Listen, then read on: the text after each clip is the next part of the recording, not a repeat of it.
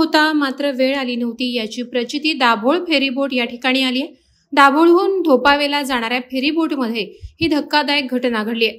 दाभोळवरून धोपावेला जाणाऱ्या 4:45च्या फेरीबोटमध्ये सरस्वती सकपाळ वय वर्ष 55 या फेरीबोटमधून उतरत असताना फेरीबोटचा लोखंडी फाळका पायावर गेल्यामुळे त्यांच्या पायाला गंभीर दुखापत झाली आहे।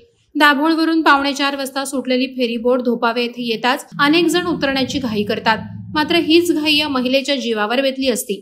एसटी पकडण्यासाठी या महिलेनं घाई करून धोपावे जेटीला फाळका लागण्यापूर्वीच फेरीबोटीतून उडी मारली, मात्र मागून येणाऱ्या फाळक्यात या महिलेचा पाय अडकला। आजूबाजूच्या नागरिकांनी आरडाओरड करताच मोटरमधनं फेरीबोट मागे घेऊन थांबवली। त्यानंतर फेरीबोटवर असणाऱ्या नागरिकांच्या मदतीनं महिलेला बाहेर काढण्यात आलं। या दुर्घटनेत महिलेचा जीव वाचलाय, मात्र महिलेच्या पायाला गंभीर दुखापत झाली।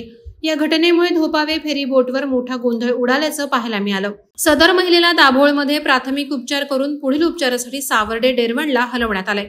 वादळवारा लाईव्हसाठी न्यूज ब्युरो, रत्नागिरी। नवी मुंबई व रायगड जिल्ह्यातील ताज्या बातम्या आणि घडामोडींसाठी सबस्क्राईब करा वादळवारा लाईव्ह चॅनल आणि दाबा बेल आयकॉन।